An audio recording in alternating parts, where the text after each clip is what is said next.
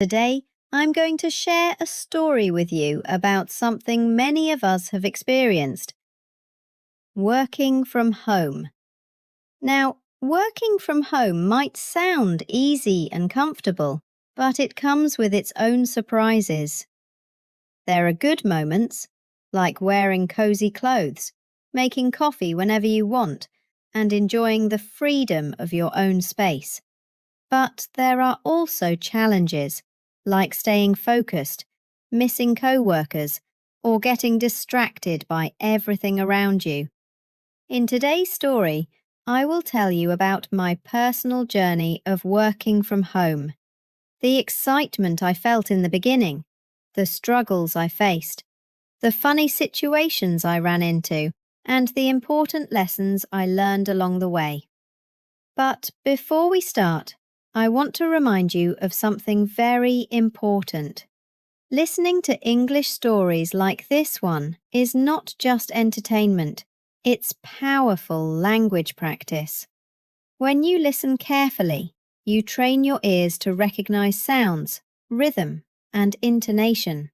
And when you repeat after me, that's shadowing, you train your mouth and your brain to produce English naturally. So, here's how you can practice with this video. First, relax and simply listen to the story. Then, if you want to practice shadowing, repeat the sentences after me. Don't worry about being perfect, just focus on the rhythm and flow. This way, you're not just learning English, you're living it, feeling the words, speaking with confidence, and growing every day. So sit back, relax, and come with me into today's story, working from home. When I started working from home for the very first time, I was so happy. I thought it would be the best experience of my life. I imagined waking up late, staying in my pajamas all day, and working with a cup of hot coffee by my side. No traffic, no crowded buses, no long commutes. Just me, my laptop, and a comfortable chair at home. On the first day, I woke up late, maybe around 9 a.m. I made myself a big breakfast: pancakes, eggs, toast, and orange juice. I sat down at the table and thought, this is the dream. After breakfast, I opened my laptop and started answering emails. But after only 20 minutes, I heard the TV in the living room. I thought, maybe I'll just take a short break. So I went to watch TV for a little while. That little while turned into 2 hours, and suddenly half the morning was gone. On the second day, I told myself I would focus more. I made coffee, opened my laptop, and started working. But then I got hungry, so I went to the kitchen. I made a snack. Then I cleaned the dishes. Then I checked my phone. And when I looked at the clock, it was already 1 p.m. By the third day, I felt tired and unmotivated. I stayed in bed with my phone until almost noon. I told myself, I'll just start working later. But later never came. I thought working from home would be so easy, but instead it made me feel lazy, distracted, and even lonely. I didn't expect to miss the office, but I did.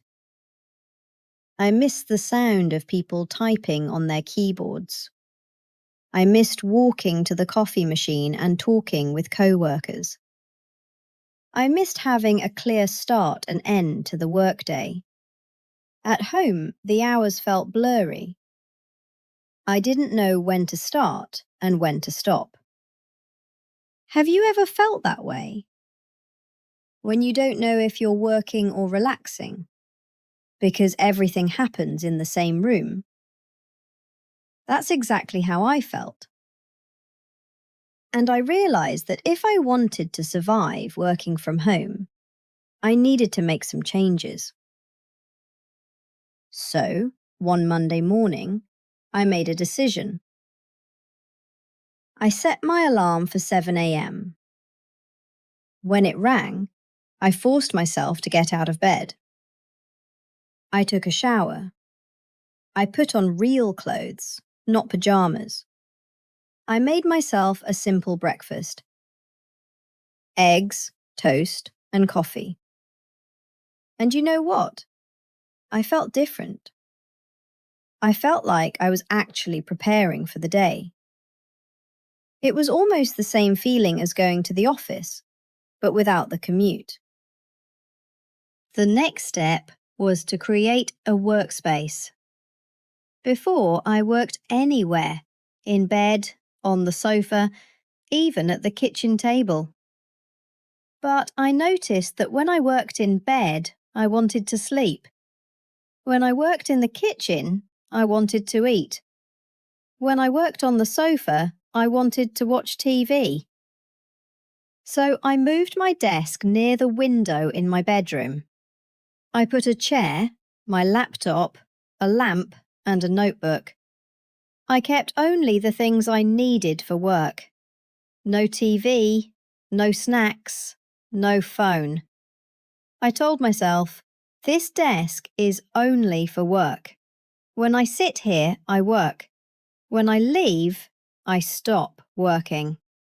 It made a huge difference. The next habit I created was making a to-do list. At first, I wrote down 10 or 15 tasks, but I never finished them, so I always felt guilty. Then I changed my strategy. Every morning, I wrote down only 3 important tasks. Not 10, not 20, just 3. If I finished those 3 tasks, I considered the day a success. This gave me focus, it gave me a clear goal, and slowly I became more productive. Another big problem was energy. When I worked at the office, I had natural breaks. Going to lunch, talking with co-workers, walking to a meeting. At home, I sat in the same chair all day. I felt tired and stiff. So I decided to take breaks. Every 2 hours, I stood up. I stretched my arms and legs. Sometimes I went outside for a short walk. Even 15 minutes made me feel refreshed. After lunch, I always tried to walk around my neighbourhood. I looked at the trees, the people, the cars passing by. It gave me a little sunlight and fresh air. And when I came back, I felt more awake. But one of the hardest parts was knowing when to stop. Sometimes I worked too much. I answered emails at 9 p.m. I stayed on my laptop until midnight. And then I couldn't sleep. Other times I stopped too early. I told myself, I will just finish this tomorrow. But then tomorrow came, and I had even more to do. So I decided to create boundaries. At 6 p.m., I closed my laptop. I turned off my notifications. I left my desk and went to another room. This small rule helped me separate work time and personal time. It made me feel more balanced. After a few months, I started to see the benefits. I didn't waste time commuting. No more sitting in traffic for an hour. Instead, I used that time to exercise, cook, or spend time with my family. I also saved money. I didn't need to buy lunch every day. I could cook at home. Sometimes I made sandwiches. Other times I cooked pasta, rice, or salad. And I had more flexibility. If I wanted to play with my dog during lunch, I could. If I wanted to water the plants, I could. If I needed a quick nap, I could take one.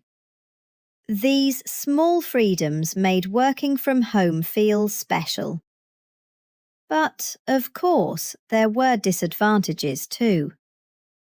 I sometimes felt lonely. I missed talking to people face to face. Meetings on Zoom didn't feel the same. I also noticed that I moved less. At the office, I used to walk a lot, to the bus stop, to the cafeteria, to meetings. At home, I sometimes spent the whole day sitting. That made me feel tired and even a little unhealthy. And sometimes it was hard to explain to my family that I was working. They would say, "Can you help me for a second?" Or, "Can you come with me to the store?" Because I was at home, they thought I was free, but I wasn't. Have you ever had that problem? When people think you are free just because you are at home? There were also funny moments. One time, I was on a serious video call with my boss. Suddenly, my dog started barking loudly. Everyone in the meeting heard it. I felt so embarrassed, but my co-workers just laughed. Another time, I forgot to change out of my pajama pants. I wore a nice shirt for the video call, but I still had cartoon pajamas on my legs. I stood up to get something and my co-worker said, "Nice pants." We all laughed about it. And one more time, I was so focused on work that I didn't realize the delivery man was knocking on the door. He waited for almost 10 minutes until I noticed. When I finally opened the door, he was smiling and said, "You must be working very hard." Working from home taught me a lot. I learned that discipline is important. Without discipline, it's easy to waste time. I learned that routines help. When you wake up, shower, get dressed, and eat breakfast, your brain feels ready to start the day. I learned that environment matters. If you work in bed, you will want to sleep. If you work on the sofa, you will want to relax. But if you work at a desk, you will focus. And most of all, I learned that balance is everything. Work is important, but so is rest. At home, it's easy to mix the two. But if you create boundaries, you can enjoy both. After many months of working from home, I can say that I enjoy it. I don't think I would want to go back to the office every day. Maybe sometimes, yes, because I still like talking with people in person. But overall, working from home gives me freedom and comfort. What about you? Have you ever worked from home? What did you like about it? What did you dislike? Do you prefer an office or do you prefer your home? Think about your own routine. What helps you focus? What helps you relax? And what lessons have you learned from your own work experience? Thank you so much for listening to today's story about working from home. I hope you not only enjoyed the story, but also practiced your English along the way. Maybe you learned a new expression. Maybe you practiced your pronunciation. Or maybe you simply enjoyed following the story in English. And that's already a big step forward. Remember this: learning English is not about memorizing endless grammar rules. It's about consistency, practicing a little bit every single day.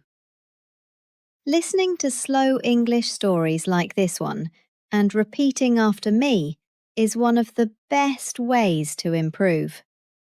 Over time, you'll notice your fluency growing naturally. My advice for you: listen to this story again tomorrow. Repeat some of the sentences out loud. Try telling your own story in English, even if it's short. Every time you practice, you are building confidence. Every word you say out loud is progress. And little by little, those small steps will take you to fluency. If you liked this video, don't forget to subscribe to English Fluency Teacher, hit the like button, and share it with a friend who is also learning English. Together, we can create a community of learners who support and motivate each other. Thank you again for joining me today. Keep practicing, stay motivated, and remember, your English journey is worth it. I will see you in the next episode. Until then, take care and happy practicing.